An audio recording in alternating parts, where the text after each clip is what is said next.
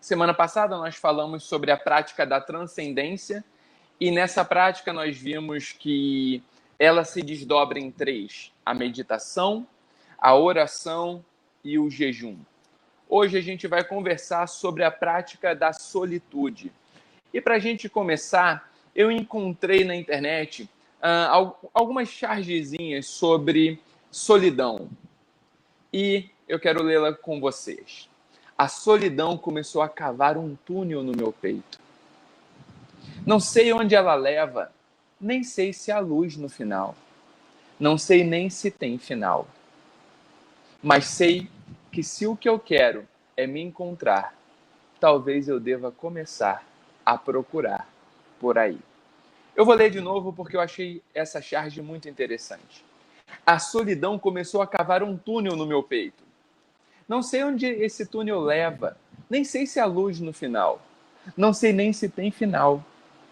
Mas sei que se o que eu quero é me encontrar, talvez eu deva procurar por aí. Eu gosto dessa charge porque ela está mostrando que a solidão ou a solitude, ela é um princípio para que a gente possa se encontrar. É um momento que a gente tira para analisar quem somos, analisar para onde estamos indo, ponderarmos as nossas próprias escolhas, os nossos próprios caminhos, fazer uma revisão de vida e principalmente nos encontrarmos com o nosso próprio Deus. Se você quer descobrir sua identidade, comece olhando para quem Deus é e busque encontrar quem Ele é no seu coração, quem Ele é para você, qual é o sentido que Ele tem feito na sua vida.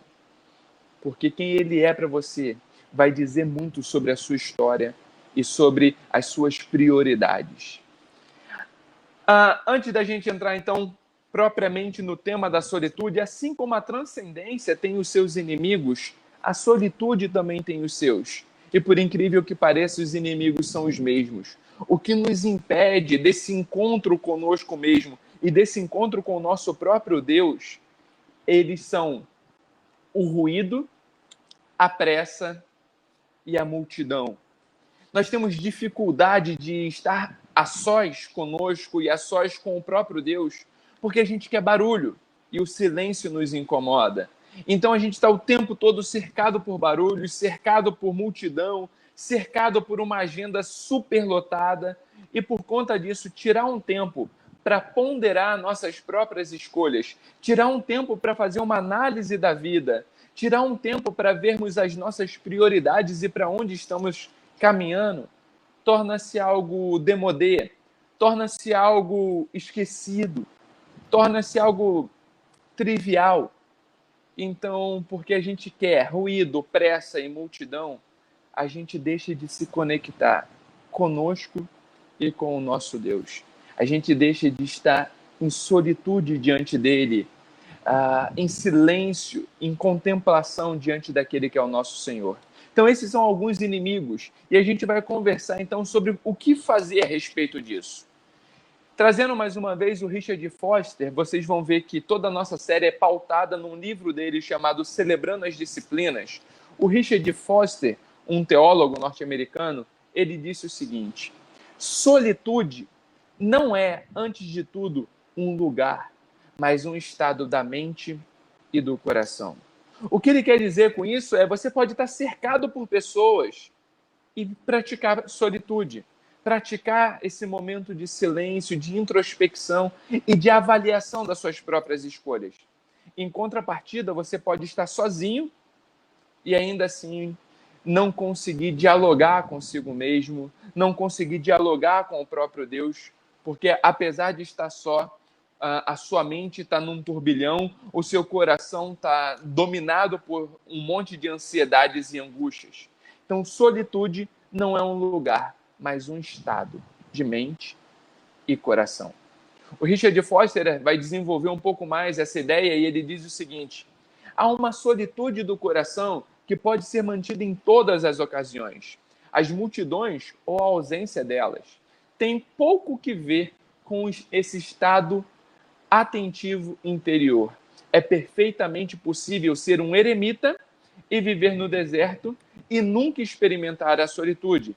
em contrapartida, se possuímos solitude interior, nunca teremos medo de ficar sozinhos, pois sabemos que não estamos sós. Nem tememos estar com os outros, pois eles não nos controlam. Em meio ao ruído e à confusão, encontramos calma num profundo silêncio interior. E eu quero completar o que o Richard Foster está dizendo, afirmando o seguinte: se você precisa de outro para encontrar paz, felicidade e equilíbrio, você nunca vai encontrar essas três coisas. Pelo contrário, ainda quando você estiver com uma outra pessoa, é capaz de você acabar tirando isso da outra pessoa, porque você vai tentar sugar dela aquilo que ela pode experimentar. Se você não consegue encontrar paz, equilíbrio, esperança, perseverança, numa solitude de alma e numa contemplação do nosso próprio Deus e aquilo que Ele pode fazer conosco, você nunca vai conseguir encontrar isso em nenhuma circunstância, em nenhuma pessoa. Você pode estar num templo, num monastério, e ainda assim o seu coração vai estar um turbilhão. Mas seguindo, o texto bíblico de Marcos, capítulo 1, versículo 35 a 39, mostra como que Jesus usava dessa prática da solitude. Preste atenção. Portanto, de madrugada, quando ainda estava escuro, Jesus levantou-se, saiu de casa e foi para um lugar deserto, onde ficou orando. Simão e seus companheiros foram procurá-lo e não o encontraram. E ao encontraram, disseram: todos estão te procurando. Jesus respondeu: vamos para outro lugar, para os povos vizinhos, para que também lá eu pregue, pois foi para isso que eu vim. Então ele percorreu toda a Galileia, pregando nas sinagogas e expulsando os demônios. Se você está familiarizado com as Escrituras, você vai saber que o Evangelho de Marcos, ele é um evangelho que acontece muito rápido, ele é um evangelho totalmente voltado para a ação. Jesus é descrito no Evangelho de Marcos como um escravo que não tem genealogia, um escravo que está o tempo todo servindo, o tempo todo em ação, o tempo todo se dispondo. O Evangelho de Marcos talvez seja, entre todos os evangelhos, o evangelho mais prático e pragmático. Mas ainda assim, nesse evangelho tão prático, Marcos faz questão de salientar aquilo que move Jesus. E o que move Jesus ele sai de casa e vai para um lugar deserto, para ali ficar orando. Apesar de Jesus estar o tempo todo em ação, o que o move, o que o revigora, o que dá a ele poder, é o relacionamento que ele tem com o Pai. E ele desenvolve esse relacionamento com o Pai em solitude, porque é ali construindo um altar secreto, ele e Deus. É aquilo que dá força para que quando ele está diante do público, ele possa multiplicar pães, possa curar, possa proclamar o reino de Deus e possa exercer impacto, não só naquela sociedade antiga, mas reverberando até os dias de hoje. E é interessante porque essa prática da solitude dá a Jesus o discernimento perfeito para que, ao invés dele obedecer o clamor da multidão que está todo mundo te procurando, ele consegue discernir em meio a tantos ruídos a voz do Pai dizendo: viu, eu quero que você vá para outros povos. Esse texto é fantástico porque ele mostra que a solitude não nos permite viver debaixo do jugo da multidão, debaixo do jugo da expectativa das pessoas. E tem gente que vive escravizado pelo o que os outros vão pensar dele, porque o que os meus amigos ou os meus inimigos querem de mim. Tem gente que vive a vida pautado naquilo que os outros pensam, naquilo que os outros fazem, naquilo que para onde os outros vão. Mas a prática da solitude faz Jesus abrir mão de ouvir a gritaria da multidão para ouvir o sussurro do Pai, dizendo: vá para outros povos, porque ali eu quero que você também traga libertação e vida. Essa prática de Jesus precisa ser uma prática do nosso coração. Isso que Cristo fez com tamanha maestria, nós precisamos começar a tatear e a caminhar nessa direção. Então vamos lá. Eu quero mostrar para vocês algumas práticas da solitude de Cristo. Reparem, a solitude interior há de manifestar-se também exteriormente. Haverá a liberdade de estarmos sozinhos, não para nos afastarmos das pessoas, mas para poder ouvi-las melhor. Jesus viveu em solitude de coração. Também, frequentemente, experimentou a solitude exterior. E deixa eu mostrar inúmeras passagens onde Jesus praticou essa solitude. Vamos lá, então. Ele começou o seu ministério passando 40 dias no deserto. Ele passa 40 dias sozinho, em solitude, pensando, ponderando, planejando, ouvindo a voz do Pai, entrando em sintonia com o Pai. Antes de qualquer atitude pública, Jesus passou um tempo de solitude. Mas não só isso. Antes dele escolher os 12, ele passou uma noite inteira sozinho no monte, no deserto. Repara, antes de Jesus tomar qualquer atitude que exigia muita sabedoria, Jesus vai para um tempo de solitude. Jesus vai orar e vai ficar em sintonia com o Pai. Quando ele recebeu a notícia da morte de João Batista, Jesus retirou-se dali num barco para um lugar deserto à parte. O próprio Cristo, em alguns momentos decisivos e alguns momentos de dor, ele se retira e ele contempla e ele pondera. Seguindo, após a alimentação miraculosa dos 5.000, Jesus mandou que os discípulos partissem. E ele então despede as multidões e sobe ao monte a fim de orar sozinho. Após uma noite longa de trabalho, tendo se levantado de madrugada, Jesus sai, vai para um lugar deserto e ora. Quando as suas energias se vão, quando ele precisa se doar para a multidão, quando ele precisa ensinar por longo período de tempo, Jesus tira um tempo para ele afinar o instrumento. Ele tira o tempo para ele se revigorar, para ele se reenergizar, para que ele pudesse continuar a sua missão. Às vezes a gente entra numa rotina tão doida que a gente esquece de tirar tempo para contemplar, a gente esquece de tirar tempo para ouvir a voz do Pai, a gente esquece de tirar tempo para revermos para onde estamos indo. A gente vai fazendo, sem perceber o porquê e o praquê daquilo que estamos fazendo. Jesus também, quando os 12 retornaram de uma missão de pregação e cura, Jesus os instruiu: vinde repousar um pouco à parte. Ele não só fazia aquilo, mas ele convidava os seus discípulos a também praticar a solitude. Depois da cura de um leproso, Jesus se retirou para lugares solitários a fim de orar. Com os 3 discípulos, ele buscou o silêncio de um monte solitário como um palco para a sua transfiguração.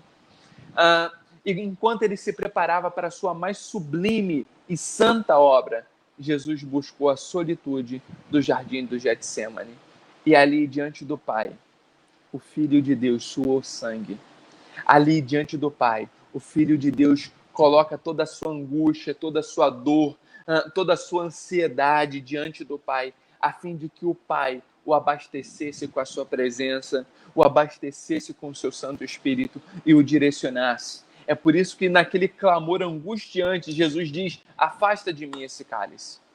Contudo, não seja feito o que eu quero, mas sim o que tu queres. O Filho de Deus sabia que a carne dele estava clamando pela fraqueza, estava buscando um atalho, mas o Espírito dele estava pronto. Ele sabia para que ele viria. E através da sua obra, ele pôde ressignificar a história cósmica, a história do mundo, a história do povo de Deus, a minha história, a sua história.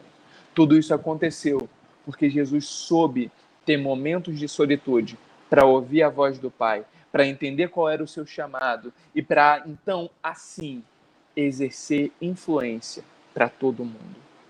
Faz sentido isso para vocês?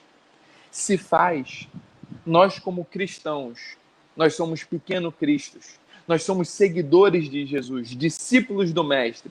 E como seus seguidores, seus alunos, nós precisamos trilhar os seus passos. Vamos seguir. A solitude também tem um segundo aspecto, que é o silêncio. Não basta você ficar sozinho se o seu coração está a mil. Não basta estar sozinho se a sua mente está muito rápida. É preciso, junto com a solitude, você contemplar o silêncio. Você tranquilizar a mente e o coração para ouvir a voz do Senhor. Nesse aspecto, sem silêncio, não há solitude. Muito embora o silêncio às vezes envolva a ausência de linguagem, ele sempre envolve o ato de ouvir. O simples refrear-se de conversar sem um coração atento à voz de Deus não é silêncio. Quantas vezes a gente está em silêncio? A gente não está falando, mas a nossa mente divaga. Quantas orações que a gente já não começou antes de dormir e foi terminar só no dia seguinte? Quantas vezes que a gente não estava na igreja orando e a nossa mente foi pensar no que a gente iria jantar, no que a gente iria fazer no dia seguinte? Quantas pessoas que não estão me ouvindo agora, mas estão com umas 10 abas do computador aberta e agora meio que se sentindo constrangido, olhou, nossa, é verdade. Sabe por quê? Porque a gente quer estar o tempo todo produzindo. A gente quer estar o tempo todo vendo tudo o que está acontecendo ao redor. E o que Deus nos chama para fazer é aquietar. Lembra da história de Maria e Marta? Marta queria tanto fazer, que ela, não contente com tudo que ela estava fazendo, ela queria que a irmã fizesse também. Jesus olha para Marta e diz assim, Marta, eu sei que você está querendo me servir, eu sei que você está querendo abençoar todo mundo, mas a sua irmã escolheu o melhor caminho. Ela escolheu parar tudo para me ouvir. Ela escolheu aquietar o coração e, em silêncio e solitude, ouvir o que eu tenho para dizer para ela. Que a gente possa aprender a ser um pouco menos Marta e um pouco mais Maria. Então vamos seguir. Thomas Kempis, ele escreveu, é mais fácil estar totalmente em silêncio do que falar com moderação. O sábio pregador de Eclesiastes disse que há tempo de estar calado e tempo de falar. Em outras palavras, a chave para a solitude e o silêncio é o controle. Tem gente que fala pouco, mas em compensação não produz muita coisa. Quando fala também, as suas palavras não têm sentido. Às vezes tem pessoas que por personalidade são quietas, são introspectivas. Isso não faz delas pessoas sábias. Isso não faz delas pessoas que estão em sintonia com Deus. Isso mostra apenas traços da sua personalidade. A chave é a gente aprender a hora de falar e a hora de calar. Tiago, na sua carta, no capítulo 3, ele diz que a língua é um órgão capaz de dominar o corpo inteiro. Aquele que sabe usar bem a sua língua é um grande mestre, um grande sábio. Ou seja, ter o controle daquilo que a gente profere é fundamental para a nossa prática espiritual. Ter um controle daquilo que a gente, da hora de falar e da hora de ficar quieto, é fundamental para que a gente não fale besteira. Às vezes, quando a gente está cansado, a gente fala coisas sem pensar. Às vezes, quando a gente está irritado, a gente fala coisas sem pensar. Às vezes, o nosso silêncio é uma arma mais mortal do que as nossas falas, e a gente usa de um silêncio não para abençoar, mas também para ferir. Quando uma pessoa está falando com a gente fala, finge demência, finge-se de surdo. Por isso, nem o silêncio demais, nem a fala demais mostra sabedoria, mas o controle para o momento de falar e para o momento de ficar quieto é fundamental. Se a gente quer entender essa prática da solitude e se a gente quer desenvolver uma intimidade real conosco e com o próprio Deus. Tá fazendo sentido para vocês, gente? Qualquer comentário que vocês tiverem, qualquer pergunta, qualquer dúvida, vai colocando aqui. E assim que eu tiver um tempinho, eu paro, vejo o seu comentário, a gente pode conversar a respeito, tá bom? Então vamos seguir. Um dos frutos do silêncio é a liberdade de deixar que a nossa justificação fique inteiramente com Deus. Não temos necessidade de corrigir os outros. É interessante porque muitas vezes quando a gente fala sem pensar, é porque a gente quer justificar alguma atitude nossa. A gente fez algo e parece que aquilo não soou bem, então a gente corre para se justificar, fala muito, escreve muito. Eu vejo gente brigando muito na rede social, tentando mostrar o seu ponto de vista, e quanto mais a pessoa fala, parece que mais ela se complica, mais no emaranhado ela se encontra. Então, muitas vezes, quando as pessoas estiverem te humilhando ou exercendo algum tipo de injustiça sobre você, talvez a melhor forma seja você colocar a sua justiça para Deus e ficar em silêncio. Tem uma história de um monge que esse monge estava sofrendo inúmeras injustiças. Ele estava sofrendo muito com o que estavam falando dele. E certa vez ele viu, pela janela do seu quarto, um cachorro pegando um pano e estraçalhando aquele pano, rasgando por inteiro aquele pano. E ele então entendeu Deus falando ao coração dele. É isso que eu estou fazendo com a sua reputação. Mas se você confiar em mim, no tempo certo, eu vou te honrar e eu vou te justificar. Entenda o seguinte: às vezes você vai passar por humilhação, às vezes você vai passar por vergonha, às vezes você vai passar por afrontas. Aquiete o coração. Deixe Deus te justificar. Deixe Deus te honrar. Ele sabe o tempo certo para todas as coisas. Caminhar com Cristo não é uma tarefa fácil. Caminhar com o Senhor Jesus não é uma tarefa simples. Às vezes nós somos humilhados, às vezes nós somos injustiçados, mas a gente precisa deixar nossa reputação com o Senhor. Dele vem a resposta certa. A Bíblia fala que os exaltados serão humilhados e os humilhados serão exaltados. A gente precisa crer no poder da palavra do Senhor.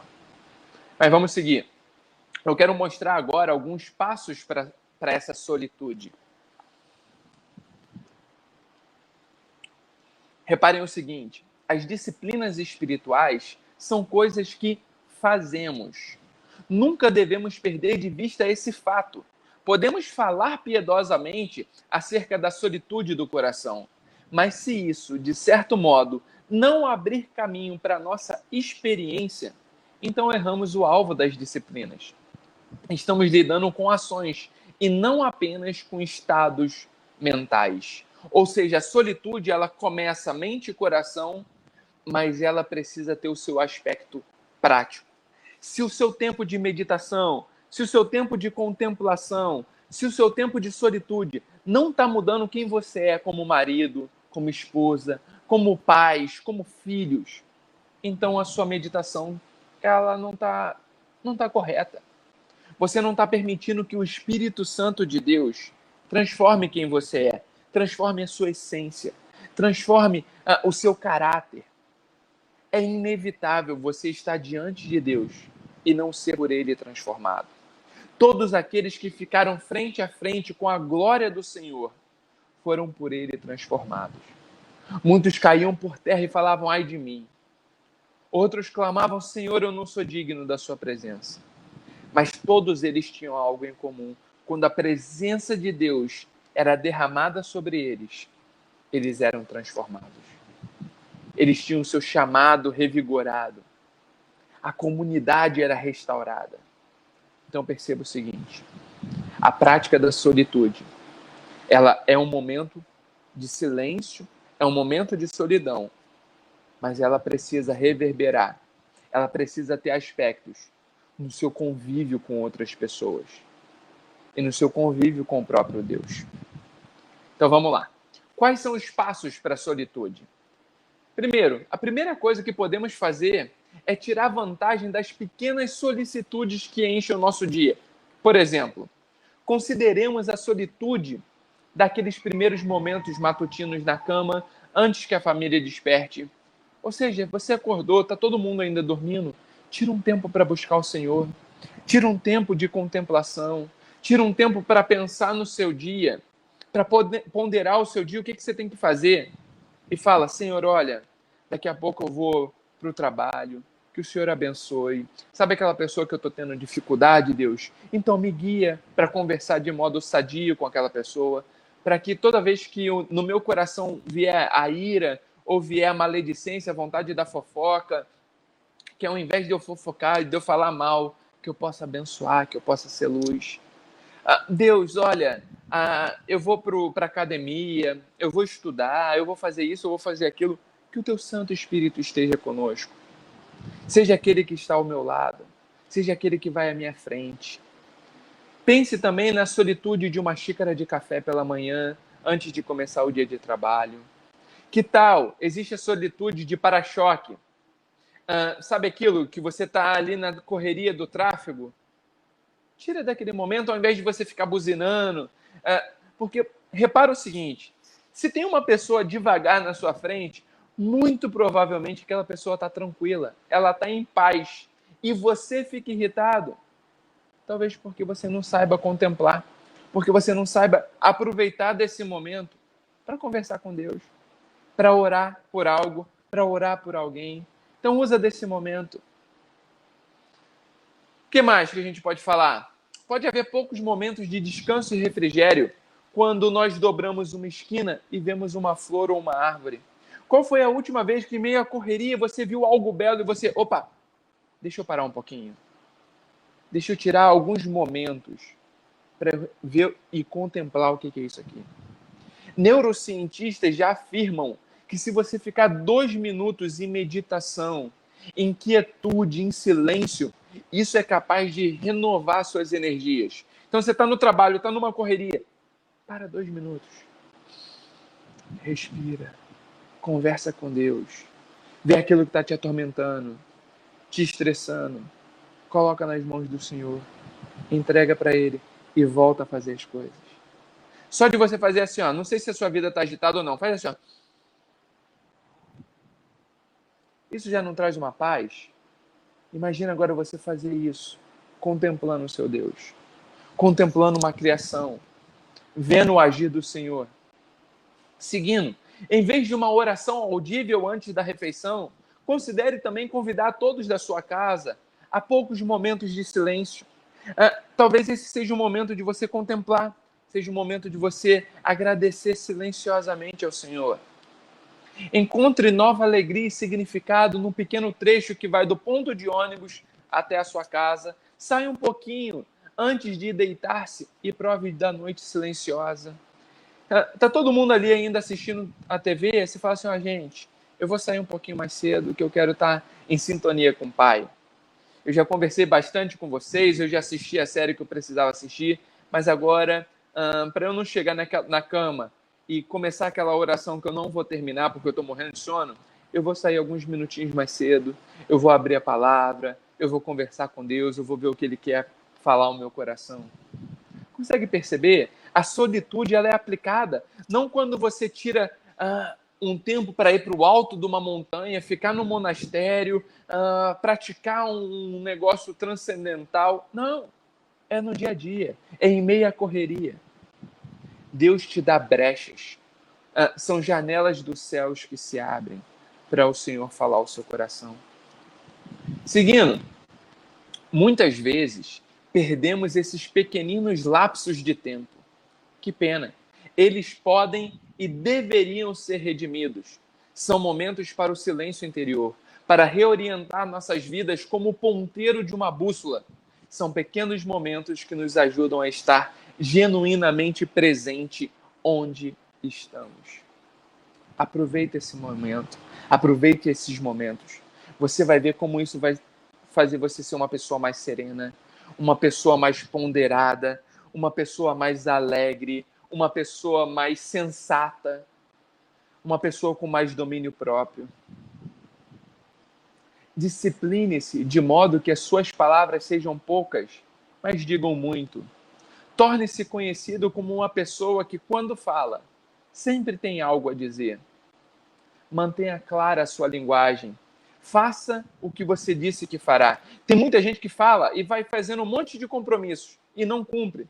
Sabe aquele jeitinho brasileiro de almoça lá em casa, vamos combinar um dia de tomar café?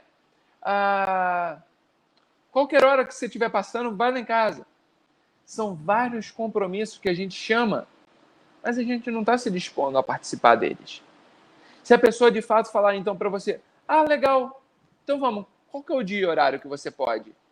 Você vai começar a gaguejar, porque você fala uma coisa, mas você quer fazer outra.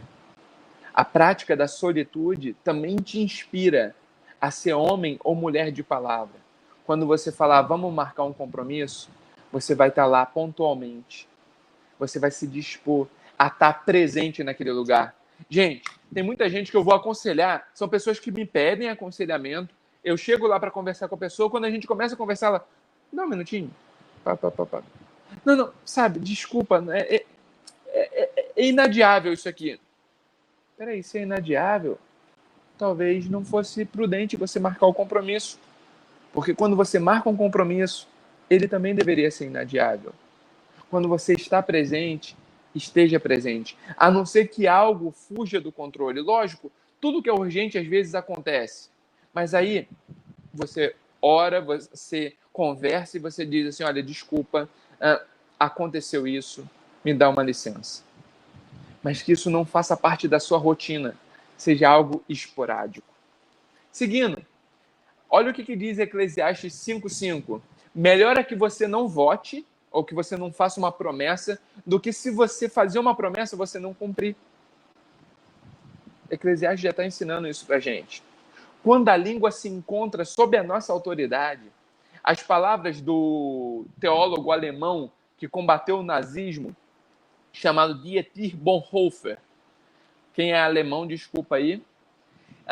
O Bonhoeffer disse o seguinte, muitas coisas desnecessárias deveriam ficar por dizer, mas aquilo que é essencial e útil precisa ser dito em poucas palavras. Às vezes, com 3, 4, 5 frases, você já conclui tudo o que você precisava dizer.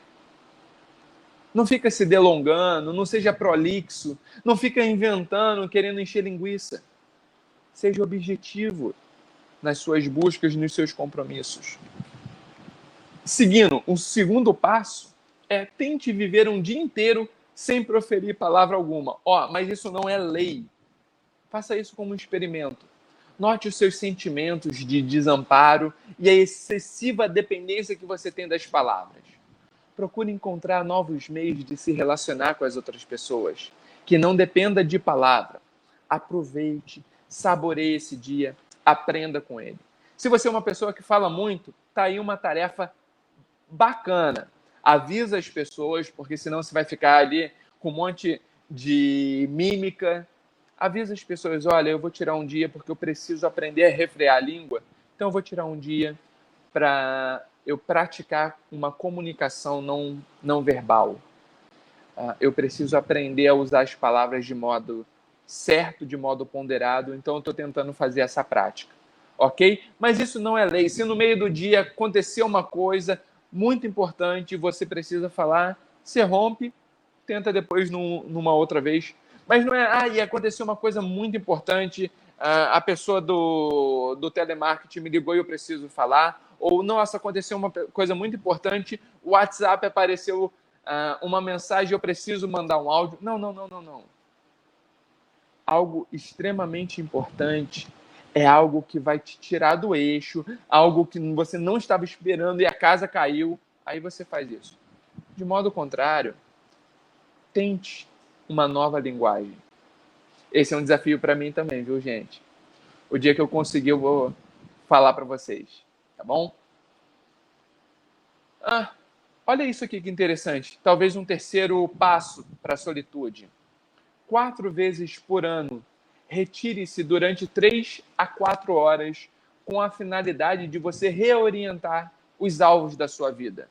Isso pode ser facilmente feito em uma noite. Não é que você vai tirar 4 dias para fazer. 4 vezes ao ano. Tira um período, avisa a sua família, olha, eu vou ficar no escritório, eu vou ficar no trabalho, um canto sossegado, uma biblioteca. Mas faz assim, reavalie as suas metas e seus objetivos. O que é que você deseja ver realizado daqui a 1 ano? E daqui a 10? Só que nada megalomaníaco, tá? estabeleça metas realistas, mas esteja disposto a sonhar e a esforçar-se. Começo do ano é muito bom você criar metas, mas quando estiver chegando ali, final do primeiro semestre, tira um tempo, pondera. Estou conseguindo? Passa um mês e vê, peraí, o que eu ponderei há um mês atrás está fazendo sentido? Eu estou conseguindo colocar em prática? O que eu preciso mudar aqui? E quando chegar no final do ano, avalia tudo aquilo que você fez. Pondera tudo o que você realizou, para que no outro ano novos objetivos e novas metas possam ser feitas. Você imaginava que solitude era algo tão prático, tão poderoso e tão ressignificativo para a nossa vida? Isso é uma prática espiritual. Jesus fez isso. Então, para a gente concluir, o fruto da solitude é o aumento de sensibilidade e compaixão por outros. Surge uma nova liberdade para você estar com as pessoas. Há uma nova atenção para as suas mágoas. Ou seja, é você repensar o que está te ferindo. Pessoas, circunstâncias que estão exercendo um impacto muito pesado sobre você. E o que você pode fazer a respeito. Um monge francês que faleceu com 53 anos apenas, chamado Thomas Merton, ele disse o seguinte: é na profunda solitude que eu encontro afabilidade com a qual posso verdadeiramente amar a meus irmãos. Quanto mais solitário eu estou, tanto mais afeição eu sinto por eles. É pura afeição e cheia de reverência pela solitude dos outros. Solitude e silêncio ensinam-me a amar meus irmãos pelo que eles são e não pelo que eles dizem. Nada melhor do que um tempo afastado para você sentir falta de alguém. Nada melhor do que você tirar um tempo de solitude para você ver como que pessoas são significativas para você e para a sua história. Foi isso que Thomas Merton disse. Talvez seja isso que a gente precisa fazer um pouco mais. Tirar um tempo de solitude para a gente sentir falta, para a gente ver o quanto é importante, para a gente entender em Deus quem são as pessoas que nos cercam. Até porque tem algumas pessoas que a gente só tem que estar perto para poder falar do Evangelho, mas não para ser influenciada por essas pessoas. Em compensação, tem outras pessoas que a gente está longe e que a gente precisava estar um pouco mais perto, porque essas pessoas nos edificam, porque essas pessoas nos abençoam. Para a gente encerrar, então, semana passada, nós falamos das práticas da meditação, da oração e do jejum. Coloque essas 3 práticas em prática. E agora acrescente essa 4ª. Não é que você tem que fazer isso em momentos separados. No seu tempo de meditação, ao término da sua meditação, ore. Escolha um dia da semana, jejue. Enquanto você estiver em meditação, pratique a solitude. Lembra, aproveita as solicitudes pequenininhas que tem ao longo do dia e entre em sintonia com Deus e com aquilo que Deus quer de você. E, como a gente conversou na semana passada, nenhuma dessas práticas tem sentido se não tiver sentido a ressurreição. E a ressurreição significa Cristo fez tudo o que era necessário para redimir o mundo. Eu agora faço o que eu faço, não por barganha, mas porque eu entendo que na cruz tudo o que precisava ser feito foi feito. Cristo, o Filho de Deus, se entregou. Ele cumpriu o que eu sozinho não conseguiria cumprir. Ele fez aquilo que na minha fragilidade eu não consegui fazer. Ele me amou quando ninguém mais me amou. Quando o amor dos outros por mim era parcial, o dele foi incondicional. E Cristo ressuscitou dos mortos para garantir que a vida que eu vivo agora, imperfeita, cheia de doenças, cheia de dores, cheia de perseguições e lutas, ela é apenas uma vírgula na grande história que Deus está escrevendo para todo o cosmos, para todo o mundo. E eu faço parte disso. É por causa da ressurreição de Cristo que eu fui ressurreto também. E é por causa da minha ressurreição em Cristo que eu posso, então, praticar essas obras, essa espiritualidade, essa disciplina da espiritualidade. É para Ele, é por Ele, toda a honra, toda a glória, para todo sempre. Amém.